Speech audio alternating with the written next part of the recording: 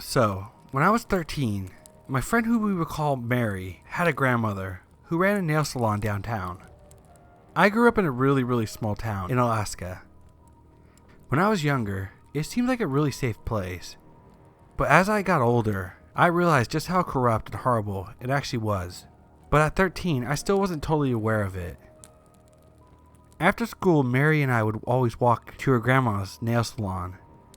It was in a building with a few other shops, and we would kind of just hang around and browse. There was a Thai restaurant that was our favorite, and we'd eat there a lot, and were pretty good friends with the restaurant owners. After some months of the same routine, just hanging out every day caused me and Mary's family to become like family. Her grandmother, who we'll start calling Gretchen, had the idea of wanting to open a little coffee stand in there. The other shops were cookware stores, a clothes consignment shop, a game shop, and some other random ones. So we figured that it'd be a nice business, and she wanted Mary and I to work at the coffee stand while she was in the nail salon. I partially believe it's just because she wanted us out of her hair. Anyways, we went and trained properly. But since we were 13, we were being paid under the table. We had it set up right in front of the Thai restaurant. After about a week of the coffee stand being up and running, this guy who looked like 18 to about 20 years old would get a small vanilla latte every day and sit in the mall and kind of just watch us work, but also browse around the game shop. So we just thought he must have just lived nearby and liked to come there every day. And maybe we hadn't noticed him before because he obviously wasn't coming to get his nails done. He honestly looked kind of dirty and like he didn't care that much. When the months got hotter, we started walking home instead of our mom driving us. There were a lot of kids, so I didn't notice very much if people were behind us or in front of me. One of the nights we closed up the shop a little bit late. It was around 9 p.m., which in Alaska is still fully sunny, and I noticed that someone was walking behind me, kind of close. I stopped dead in my tracks and didn't hear anything. So I kept walking, and I was sure I heard it this time. I turned around rather quickly, and there he was, the same guy from the mall, following me. I was 13 and shy, so I just kept walking and made a loop around and just walked to the mayor's office because the police station was too far. I called my dad from there because I felt much safer if he came to get me. This repeated in slightly different ways for about the next 2 weeks, and eventually, I don't know how to this day, he found out where I lived. He would knock on the door, leave flowers, call our parents' phone, all kinds of crazy stuff. My dad finally helped me get a restraining order, but it took about a month to get anyone to take it seriously and to come see him at my workplace, as we had no idea what his name was. Once that was in effect, it stopped for only about 1 week, and then he started showing up again. He continued to stalk my home, and even hanging out by the fence of my school when school was back in session. Finally, I had enough. I moved in with my mom because she was, frankly, a better parent to me and taking it more seriously. She lived so far out that I couldn't walk anywhere, and she had no electricity or running water, but I didn't care anymore. I felt much safer and so much more loved. I quit that job, and I took the bus every day. Eventually he just disappeared, and I never heard about or saw him ever again.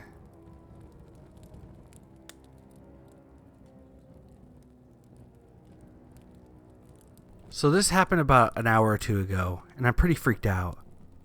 I'm a 24-year-old female, so I have a Wi-Fi enabled baby monitor in my bedroom so I can watch my son when he's sleeping and in his bassinet while my husband and I are downstairs. I tend to be nude in my bedroom in the second story of my house as I don't have central air, and it's summer in Wisconsin. Today is currently over 80 degrees. I was laying in bed, drinking a beer and watching TV, when I noticed the light blinking on the baby monitor, which was currently facing towards the bed, as my son had been in a co-sleeper on the bed with my husband last night, since I work night shifts in the hospital. For our monitor, a light blinking on it means that someone is watching via a website or app for the monitor. I jokingly sent a text to my husband, he is at work at this time, calling him a creeper, and I was flipping off the camera and talking to it. But I found it odd that it took him several minutes to read my message.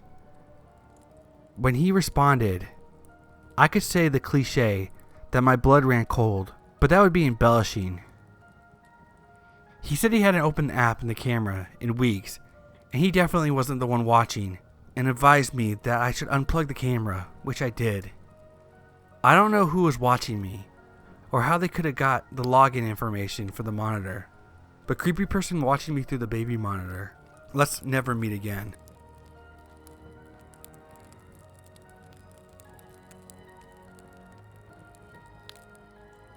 This is going to be short, and while I was present for this, I don't remember it as I was an infant.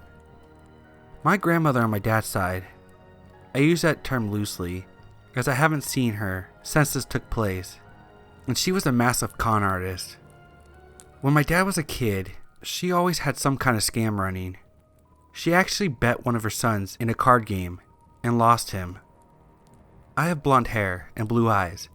I only had peach fuzz at birth, but I was clearly blonde. When this woman saw me, her first words were, "A blue-eyed blonde. She'd be worth a lot in Mexico." My mom was shocked, to say the least. The woman played it off as if it was a joke, but my mom kept a close eye on her. When I was 2 months old, she offered to take my mom on vacation to Mexico, but only if she brought me. My mom turned her down and cut her out of our lives. My dad disappeared forever when I was 1, so it wasn't hard for her to keep away. So Grandma, let's never meet again.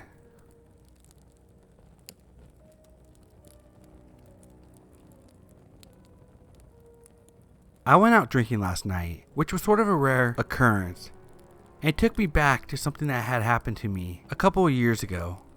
My roommate and friend at the time loved to go out and drink, but she had a bad habit of not eating anything before drinking, and she preferred drinks that were on the strong side, like Long Island iced teas, shots of whiskey, etc.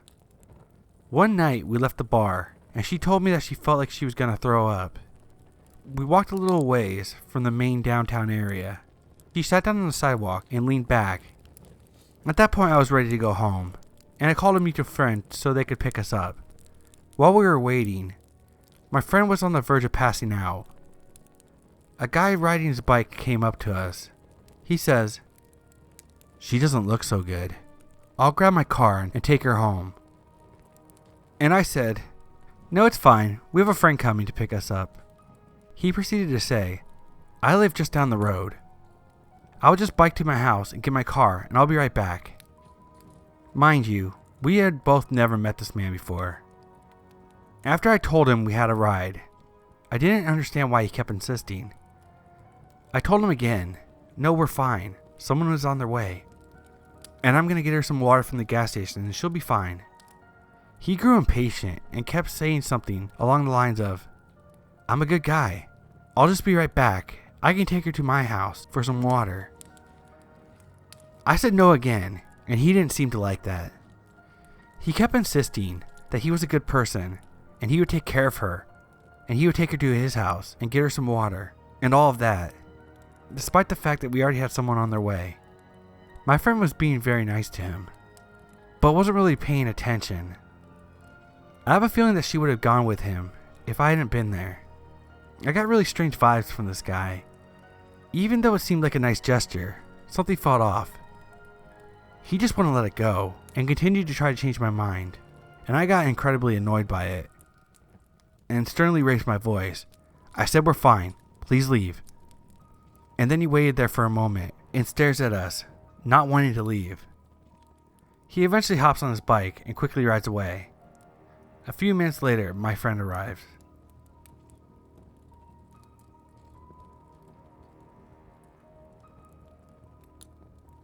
This happened a couple years ago. I don't like talking about it much. It just never seemed like a big deal to me as a kid. But the older I get, the more I think about it, and the more it haunts me. It was New Year's Eve, 2011, and a couple of my friends and I were having a sleepover. My friend's neighborhood was relatively new, so there were still houses being built around them. We were going to stay up until midnight, but it was only 7 o'clock, and we wanted something to do in the meantime. One of my friends had the idea of going to play hide and seek, in one of the houses being built. We asked his mom if she was okay with it, and she gave us her phone to hold and told us to text my friend's dad in case anything happened. We took the phone, got our coats on, and headed outside. The house was about 100 yards away from the front porch, so it wasn't a far walk. We jogged across the street, and it was relatively windy out, and we really didn't want to stay out in the cold air. We decided to play in pairs, but if you're hiding, you had to stay with your teammate. I volunteered to be the seeker, so the two hiders headed into the house while me and the other seeker began to count. Once we hit 60, the game began. The house was dark and cold, and the only source of light was the bright moon shining through every window and door. We were standing in an empty shell of someone's home. No inner walls had been put up yet, and there was no carpeting on the floors. The only thing inside was a dozen thick wood beams. I told my friend I'll take the first floor, and he could take the second floor, and he agreed. He walked past me and up the steps. I was now alone. I walked around the first floor with a smile on my face, braver than ever. I called out the names of my friends, trying to hold in my laughter. Since the house was so dark, you could only see about 5 feet in front of you. So I made sure to check every nook and cranny. That's when I found the basement. It was a dark and eerie hole in the floor that looked like it would swallow anything that walked into it. They couldn't have gone down there, I thought to myself. There's no way. But I had checked the entire first floor and nothing from my friend upstairs. So I sucked it up and began to walk down the steps. I slowly walked down, taking careful steps because it was nearly impossible to see anything.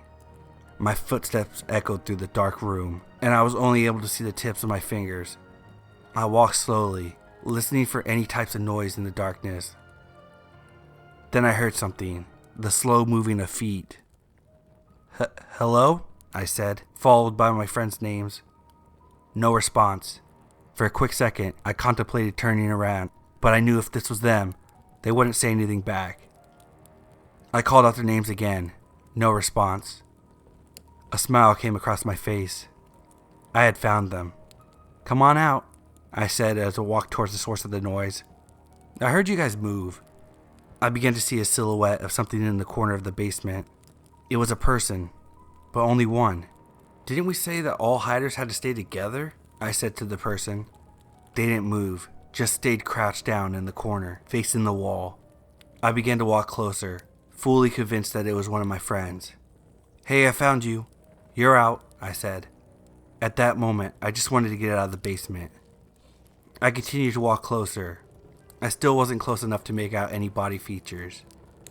Whoever it was breathing rather loudly, loud enough for me to hear it from a couple feet away.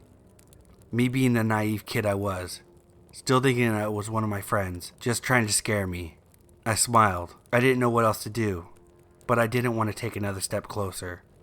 That's when the breathing was overpowered by laughter and loud footsteps upstairs. I found you, I heard through the ceiling. Quickly turned around and ran back upstairs to see who was found, hoping that whoever was in the basement with me would follow. I waited on the first floor and I heard them coming downstairs. Got them both, my friend said as he came into my view. I stood there with a confused look on my face. How'd you get both of them? I thought to myself. But to my surprise, here comes both the hiders, walking from upstairs. My heart dropped. I felt the blood rush out of my face and my legs go weak. I slowly turned around and stumbled towards the front door without saying a word. Where are you going? They asked. I couldn't open my mouth to speak.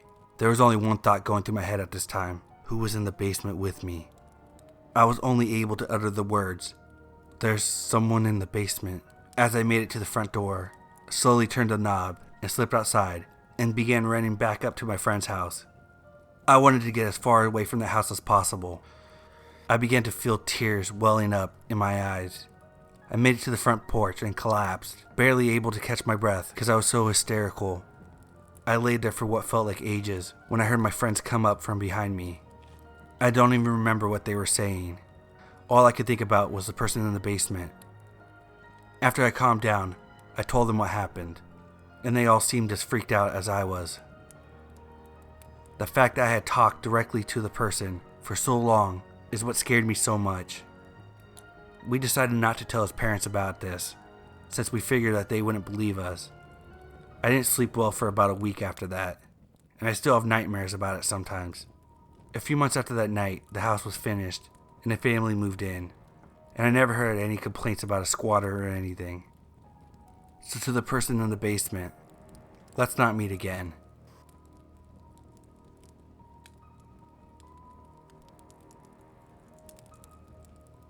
This all happened when I was about 16. I was in high school and working at my first part-time job at a fast food restaurant. It was located off a highway and wasn't uncommon to get a lot of crazy customers. I arrived at work one day and was surprised to see that my schedule that week had changed, giving me a graveyard shift on Friday night. The thought of being at this place overnight gave me the creeps, and I thought my manager was insane by making the youngest employee take that night shift. But it wasn't a school night, and I didn't want to seem like a baby, so I just accepted it. When the night came, it was just me and another coworker, who was a larger man and was very friendly, so it made me feel safe and comfortable with him there. Before leaving, my manager gave me a rundown on how the night was supposed to go. At 11 o'clock, I was to lock the doors, and we would only be taking drive-through orders. But on this particular night, just my luck, one of the main door had been broken and wouldn't lock properly. If anyone comes in, just tell them they can't be in the lobby and they have to order through the drive-thru. After these words of wisdom, my manager went home to the comfort of his bed, and I started my long night. Being slightly paranoid and not used to the new shift, every noise I heard outside made me jump. A few times, some customers came in through the unlocked door, but quickly and politely left after being asked to go through the drive-thru. When it reached 1 a.m. in the morning, I was in the back of the store organizing boxes when I heard the slam of the heavy door close. I ran to the front to tell whoever it was that they needed to leave, but I saw no one. I walked into the lobby and looked all around but didn't see anyone. "Did you hear someone come in?" I asked my coworker, as he also came to investigate. "Maybe they left. I'll check the bathroom to be safe," he said, as he opened the men's bathroom, then quickly came out. "Nope, no one in here." "You should go check the girls' bathroom." I agreed and opened the door to the women's bathroom. At first I didn't see anything, so I called out, "Anyone in here?" No response. To double check, I needed to take a few steps into the bathroom, and at this time I was able to see some feet behind the stall. The stall door was wide open, and as I got closer, I was able to see inside. My stomach instantly sank. I caught the eye of a woman with long tangled brown hair crouched next to the toilet with a needle in her arm. She jumped up out of surprise and ripped the needle out of her arm, squirting blood all over the floor. She raised the needle over her head and started to move towards me. I let out a scream and ran out as fast as I could, past my coworker. I whipped around just in time to see her running out the front door. My heart was racing and I was scared to death and ended up going home right after. I quit the next day. So lady shooting up in the bathroom at 1 a.m. Let's not meet again.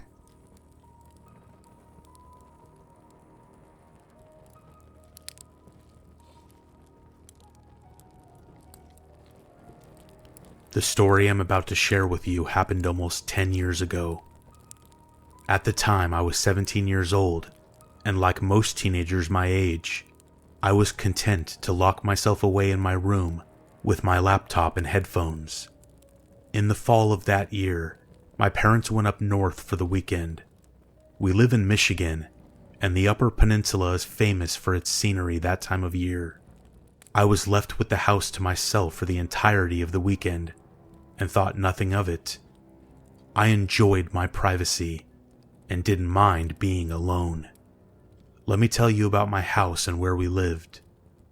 Our house is very old, and a modest dwelling. 2 floors and a basement. All the bedrooms are on the first floor, since the second floor is an unfinished attic. The house itself is about 8 miles from the nearest town. The backyard is pretty large, with an even larger cornfield, stretching out for acres and acres, separating the property from the lake on the other side of the trees. The cornfield stretches partially around the house, creating a wall between our house and our neighbors to the east. It wasn't isolated by any means. There are 5 houses very near, 1 on each side and 3 across the street.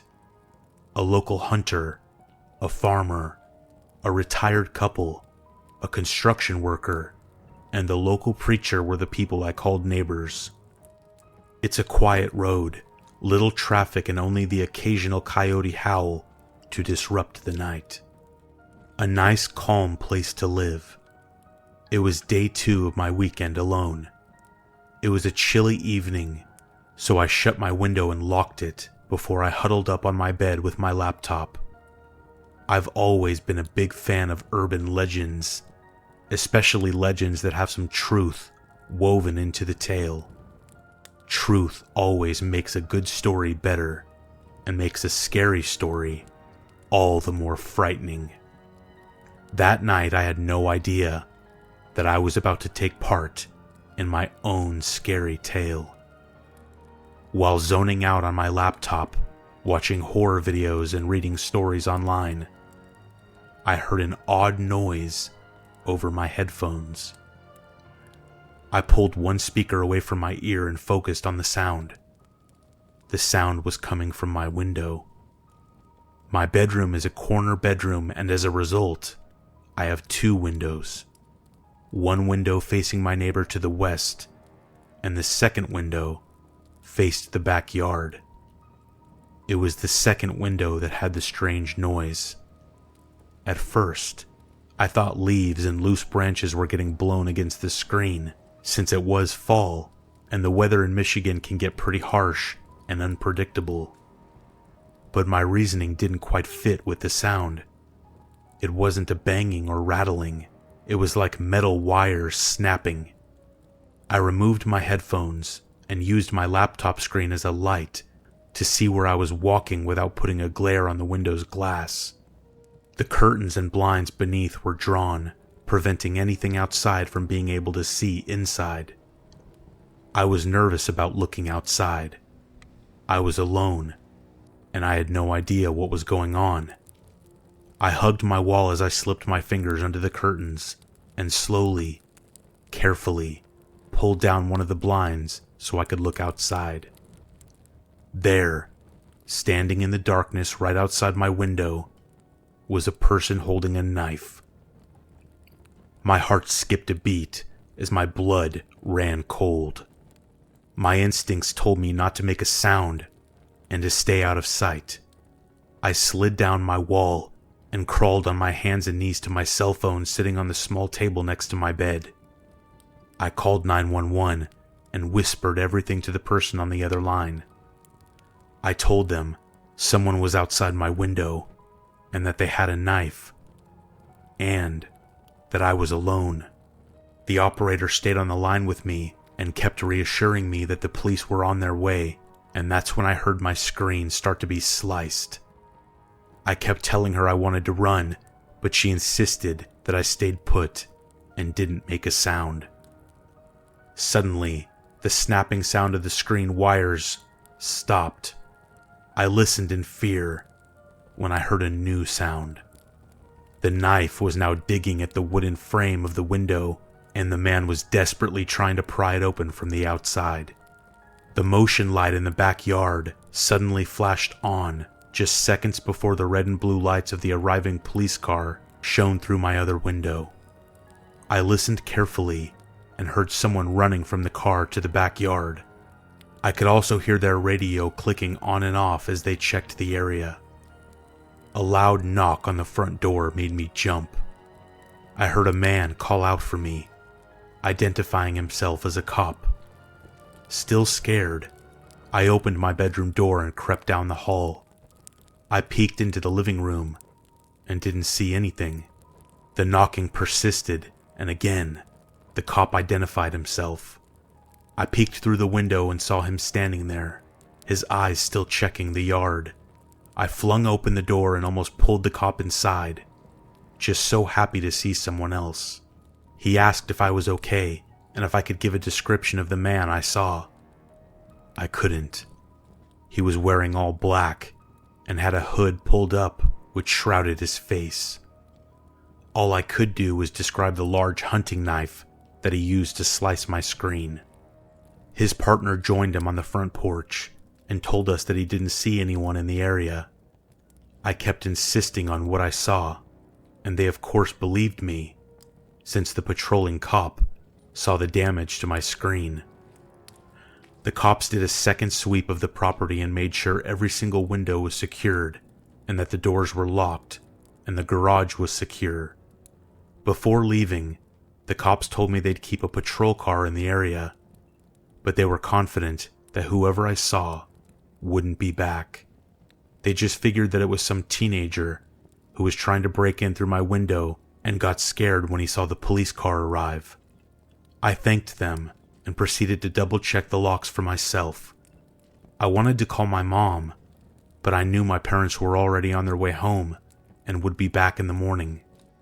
Unable to go back into my room, I chose to sleep on the couch in the living room and tell my parents as soon as they walked in the front door. About an hour later, after I was finally able to relax and started to drift off to sleep on the couch, I heard a loud bang against my back door. I sat straight up and looked through the kitchen and the back mudroom that leads to the back door. Bang! This time I knew I was in danger. I grabbed my cell phone and dialed 911 again. This time, I ran into the kitchen and grabbed a large knife from the butcher's block and huddled on the floor against the counter and the cabinets. I pressed the phone to my ear as the operator, a man this time, continued to talk to me so I didn't feel alone. Bang! I gripped the knife tighter and began mentally trying to psych myself up. If this man managed to get inside, would I be able to defend myself? He had a knife. Maybe that's why I grabbed one too. But I didn't know anything about him. How tall was he? How strong was he? Did I even stand a chance? Bang! I heard the wood on the doorframe crack. The old door was locked on by a chain. One more hard kick could surely break the door down, and then... I didn't want to think about it. I prepared for the final bang, for the door to give in, and for that man to attack me, when I heard a voice yelling over the banging noise. "Get on the ground! Drop the knife!" "Oh, thank God," I said out loud. "The cops are still here." The operator on the line, who had been speaking to me throughout this entire ordeal, continued to try and keep me calm. I listened to the cop order the man to drop the knife over and over again, but I just knew that the crazy bastard wasn't listening. Then, another bang. But it wasn't from someone kicking the back door. It was from someone firing a gun. It was silent, and time seemed to stand still. A gentle knock at the front door drew my attention. The same cop as before was once again identifying himself. I told the operator a cop was at the door and hung up the phone. I opened the front door, the knife still in my hand. The cop saw it and very calmly suggested that I put it down. My hand was gripping the knife so tightly that my knuckles were white and my fingers were cramped. When I dropped the knife, the cop escorted me from the front door to his car, which was parked in the side yard. Under the motion lights of the backyard, I could see his partner standing over the body of the man in black. I could see his knife lying on the ground, just inches from his hand, and even from a distance, I could see there was blood on the blade. The man himself looked like he had been dead for weeks. His hood had fallen from his face, revealing it to the night. He was impossibly pale white. His skin was unnaturally aged, with heavy wrinkles and lots of discoloration. His hair was long, stringy, and blonde. His eyes, still open, were sunken into his skull. I was taken to the police station to deliver a statement and to ensure there was no other attackers on my property. When I told everything I knew to the interviewing cop, another cop walked into the room with a file in his hands. He whispered something to the first cop and handed him the file. I asked the cop if they knew who the man was, and he nodded. I asked to know who he was and what he wanted. At first, the cop didn't want to tell me, but I insisted. I managed to coax the cop into telling me, and a part of me wishes I hadn't. The man was a chronic junkie who abused any and all drugs he could get his hands on.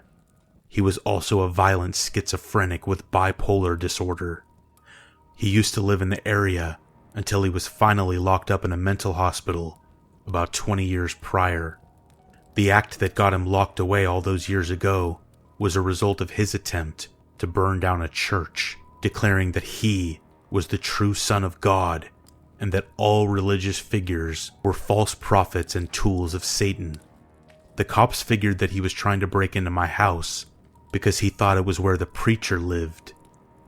He had the wrong house and probably would have killed me anyway if he had gotten inside. After a moment of letting this sink in, I asked why the cops didn't see him the first time I called. His answer sent shivers up my spine. And now, I never look at my backyard the same. He told me that the man had hidden in the cornfield the first time and was watching the house from between the rows. He had never left. He was there, watching the house and waiting for the police to leave.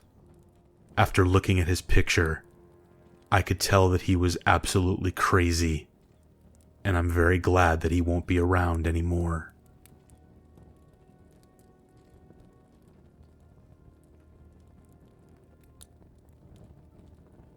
This story takes place at a mall where the establishment just built a cute rubber playground.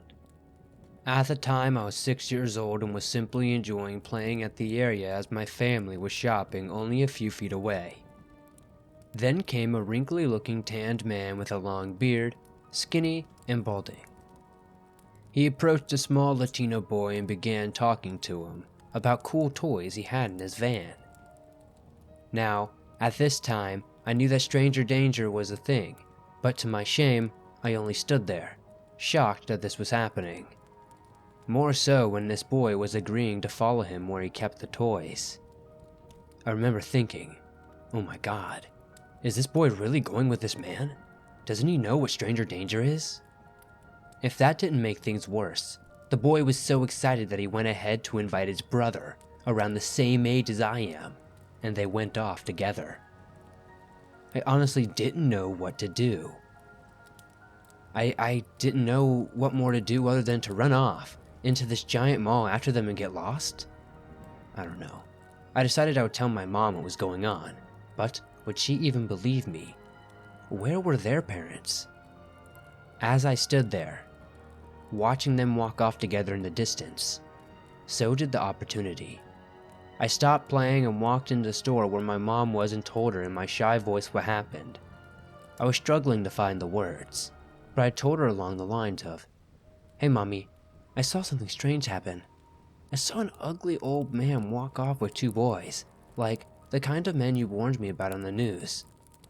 She just looked at me and smiled, not seeming to entirely understand, I guess, what I was saying.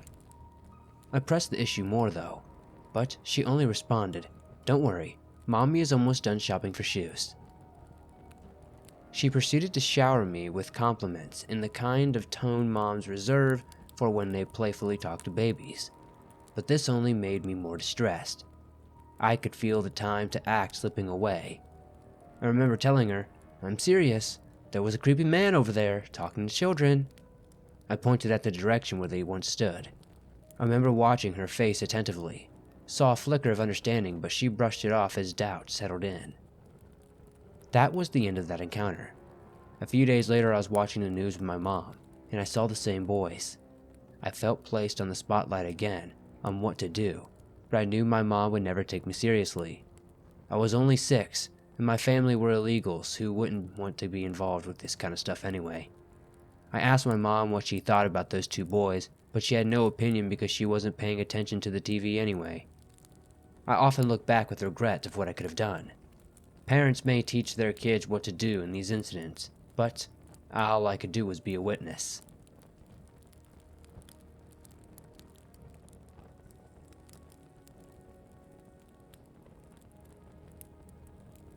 I was living in a downtown, in a posh area that had nice buildings that had a good restaurant next door. The restaurant and the apartment building opened at the same time, so it automatically sort of became where everyone in the building went. And I worked across the street, so it was also where my firm would have client meetings and happy hours.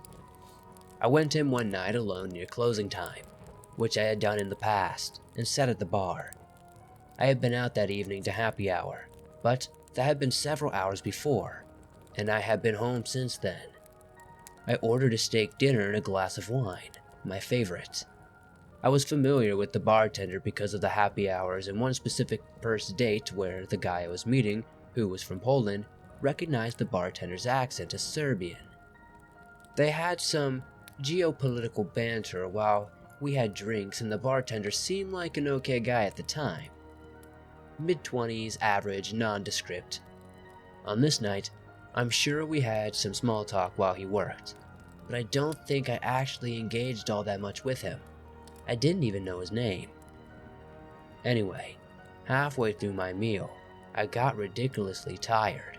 Like, barely keep your eyes open tired. I asked for a box for my meal. He took a while getting it, but when he presented it, he told me he was walking me home. I said no thanks, but he insisted 3 more times, which at that point, I probably could have used help walking, but was fully annoyed at being told someone was going to be walking me home. Not only was I clear he was not welcome to do that, I actually had a habit of never letting a guy walk me to my door. I don't like randos to know where I live, and I once had an acquaintance try to push in after, a cocktail party once.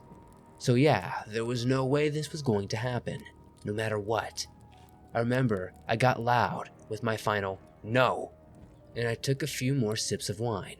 Hey, I paid $20 for that glass and I was not going to waste it.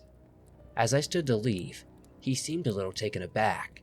He snatched at my glass and said he was coming with me, so I remember that I simply left before he could do or say anything else. I made my way to the next door to where my apartment was and was going into the elevator. I could hardly walk.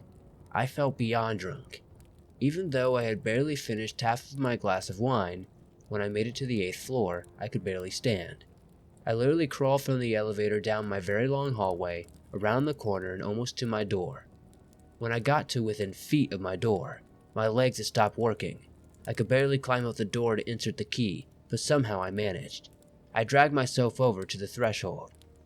I woke up the next day slumped up against my door and I had wet myself. I have never lost control of my body, no matter how drunken I've ever got. And I've definitely never slept on my floor where I dropped. It was crazy. I had a hangover from hell, and I was trying to figure out all day what had happened. I told myself that since I had been at happy hour earlier, maybe I was drunk and didn't know it when I went for my late meal. But I didn't remember feeling drunk when I was there, and I hadn't really eaten until the steak and potatoes I had ordered. I kept searching for a reason. It was a couple of days later I remembered how overly familiar the bartender had been in trying to walk me home. It chilled me at what could have happened if that guy had walked me home.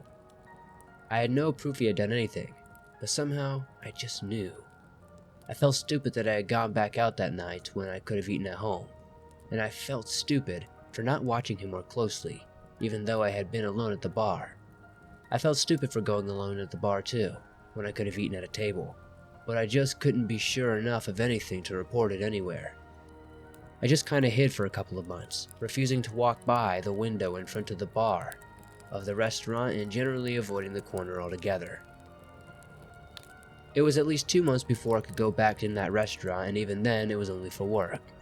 I was relieved when I didn't see him at the bar, but I had to ask that if he was coming later or something just so I could miss him. When I asked where he was, the person behind the bar said really flatly, "Oh, him? Yeah, he's gone. We had to let him go." I remember searching the bartender's face for a clue and picked up on some mild disgust. So I said good or something, and then he started to talk about how he thought it was better for everything.